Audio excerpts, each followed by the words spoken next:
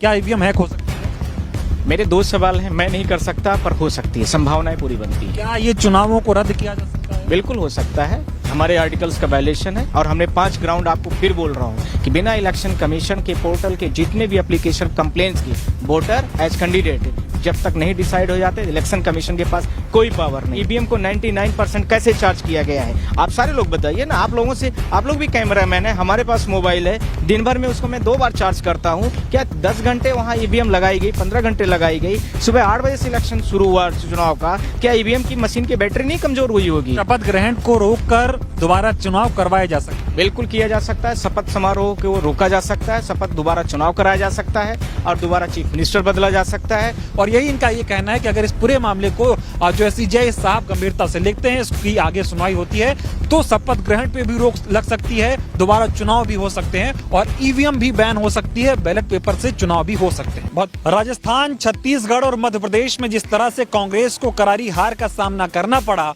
उसके बाद अब ईवीएम पर सवाल खड़े होने लगे हैं। ईवीएम पर सवाल सबसे ज्यादा मध्य प्रदेश में खड़े हो रहे हैं क्योंकि मध्य प्रदेश में जिस तरह से बीजेपी को जितनी सीटें मिली उसको लेकर हर कोई हैरान हो रहा है। मध्य प्रदेश के तमाम बड़े बड़े नेताओं ने ईवीएम पर सवाल खड़े किए हैं और इस मुद्दे को जो सुप्रीम कोर्ट तक लेकर पहुंचे हैं। हमारे साथ सुप्रीम कोर्ट के वकील हैं, सर बहुत स्वागत है।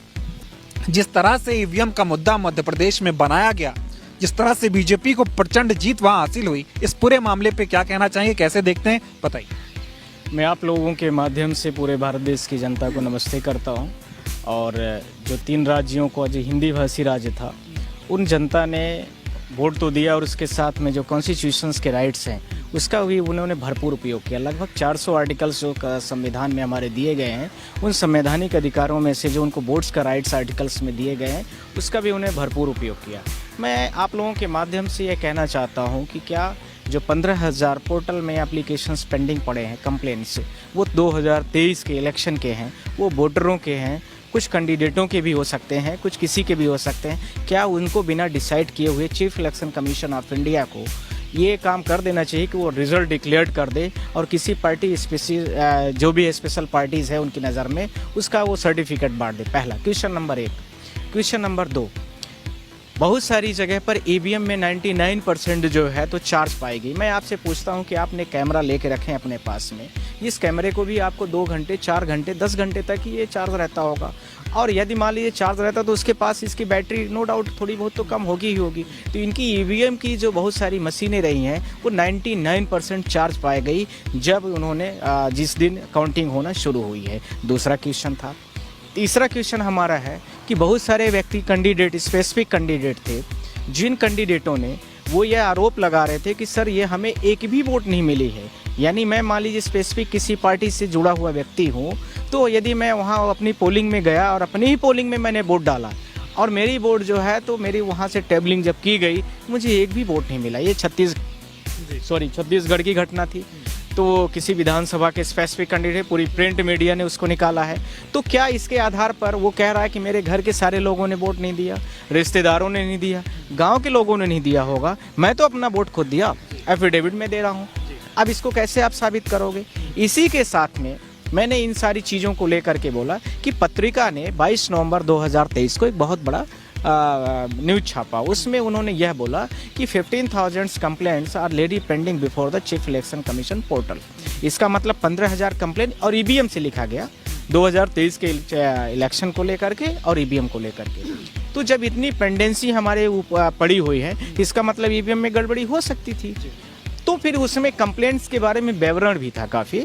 उसमें यह लिखा हुआ था कि कुछ ऐसी चीज़ें भी की गई बीच बीच में, कंप्लेंट्स जो दर्ज है इलेक्शन कमीशन के पोर्टल पर, वो कुछ ऐसी थी कि जैसे हम वोट डालने जा रहे हैं हमें वोट नहीं डालने दिया जा रहा है। फर्स्ट, ईवीएम इरेगुलर हो गई, यानी प्रॉपर तरीके से कॉन्टिन्यूसली तरीके से चली नहीं। फिर इसके साथ में कोई मान लीजिए प्रोसीडिंग ऑफिसर है या कहीं पर कोई एजेंट है, वो हमसे ज़बरदस्ती वोट डरा रहा है, यानी टेम्परिंग कराई जा रही है। किसी स्पेसिफिक पार्टी के एजेंट वहाँ पर बैठाए जा रहे हैं या किसी स्पेसिफिक पार्टी का वहाँ पर जो गवर्नमेंट ऑफिसर है वो सारे लोग आ गए हैं, तो वो सारे लोग ऐसे कर रहे हैं। और इसके साथ में मैं आप लोगों के माध्यम से बहुत सारे ऐसे वीडियोस भी मेरे पास आए जिन वीडियोस के आधार पर आप सारे लोग देखिए ज़रा, ये देखिए मैं आप लोगों के माध्यम से दिखा रहा हूँ ये क्या हो रहा है, आप सारे लोग देखिए ज़रा। ये कहाँ का है? मध्य प्रदेश का किसी विधानसभा का है, उसका नाम भी लिखा है मध्य प्रदेश की, ये रहली विधानसभा लिखा हुआ है। ये देखिए 039 पोलिंग बूथ क्रमांक नंबर में, इसमें chief election commission of India ने क्या लिया है, आप खुद सारे लोग देख लीजिए। कोई कार्रवाई नहीं हुई। कोई कार्रवाई नहीं। आप इसके साथ में देखिए, मैंने उनसे 5वां क्वेश्चन पूछा है कि आप लोग देखिए लाडली बहना योजना है और प्रधानमंत्री का किसान निधि एक सम्मान निधि योजना है, ठीक है, उसका पैसा मिला, 3 दिसंबर के बाद आप पेमेंट कर सकते थे या चुनाव के पहले कर देते सारा। पर आप देखिए कि 15-17 तारीख को इलेक्शन हो रहा है मध्य प्रदेश में, 15 तारीख को मध्य प्रदेश में प्रधानमंत्री किसान निधि जो सम्मान निधि होती है उसका पेमेंट किया जा रहा है। लाडली बहना एक मध्य प्रदेश में बनाएगी, 2-3 महीने पहले बनाई जा रही है, इलेक्शन के जो हो रहा है उसके जस्ट पहले, उसमें आप लोगों ने देखा होगा कि तुरंत ही उसका पेमेंट 7 या 10 नवंबर को किया जा रहा है। तो उसमें इलेक्शन कमीशन ऑफ इंडिया ने कहीं कुछ नहीं बोल रहा है। लगता है कि निष्पक्षता से ये चुनाव नहीं कराए गए, धांधली हुई, बीजेपी का जो है साथ दिया गया। जिन आरोपों के आधार पर मैं बात कर रहा हूँ, 15,000 कंप्लेंट्स की बात कर रहा हूँ, ये वीडियोस दिखा रहा हूँ, ऐसे आपको बहुत सारे प्रिंट मीडियास में उज्जैन की आपको मिलेगी, शिवपुरी की मिलेगी, स्ट्रांग रूम से कब्रिस्तान में पाई जा रही हैं। ये दैनिक जागरण जो न्यूज़पेपर है, जो बीजेपी से खुद भी रिलेटेड बड़ा न्यूज़पेपर है हिंदी का, वो खुद छाप रहा है। तो अब इससे ज़्यादा मुझे क्या एविडेंस की जरूरत है? क्या ईवीएम ये बार बार आपसे कहना शुरू कर देगी कि नहीं मुझे गलत किया जा रहा है मेरे साथ? ऐसा तो लोग ये खड़े कर रहे हैं, जो सत्ता में अब लोग आ चुके हैं या सत्ता में हैं, वो कह रहे हैं कि जब कांग्रेस चुनाव हारती है तो अपना हार का ठीकरा ईवीएम पे फोड़ती है। तेलंगाना में जीत गए, वहां ईवीएम नहीं खराब। मैंने ये आपसे नहीं बोला है कि तेलंगाना, मध्य प्रदेश, छत्तीसगढ़, राजस्थान, जहां भी गड़बड़ियां आपके माध्यम से पाई जा रही हैं, इलेक्शन कमीशन का यह दायित्व है कि उन गड़बड़ियों को शॉर्ट आउट करे। और यदि मान लीजिए जैसे मैंने मध्य प्रदेश का उदाहरण दिया, because I belong from the Madhya Pradesh, तो वहाँ की हमें काफ़ी हमने रिपोर्टों को रखा हुआ था। यदि आपको वहाँ पर भी लगते वहाँ पर भी आप करिए, ऐसा कौन कह रहा है कि आप मत करिए? ईवीएम बैन होनी चाहिए।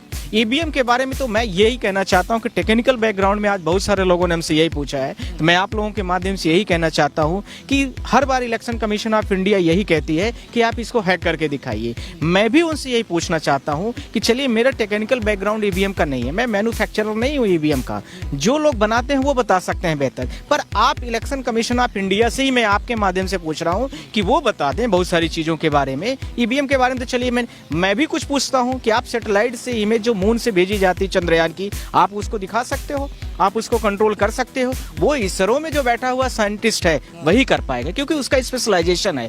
आप ईवीएम का स्पेशलाइजेशन एक पकड़ लिए हो और आम जनता को पता नहीं है, इसीलिए आप उसको बार बार गुमराह करते रहते हो। आप बैलेट पेपर में देखा होगा कि बैलेट पेपर पर जो चुनाव होता तो मैनुअल था, मैनुअल में हर आदमी इजी रहता है। उसको सवाल ये भी खड़े हुए इस चुनाव में, सवाल ये आया कि जब दिग्विजय सिंह ने एक ट्वीट किया कि 199 सीटों पर कांग्रेस के नेता बैलेट पेपर पर आगे थे, वही नेता ईवीएम से चुनाव हार जाते हैं। ऐसा कैसे हो जाता है कि जनता ईवीएम पे वोट दे रही है, लेकिन ईवीएम पे अलग वोट दे रही है और बैलेट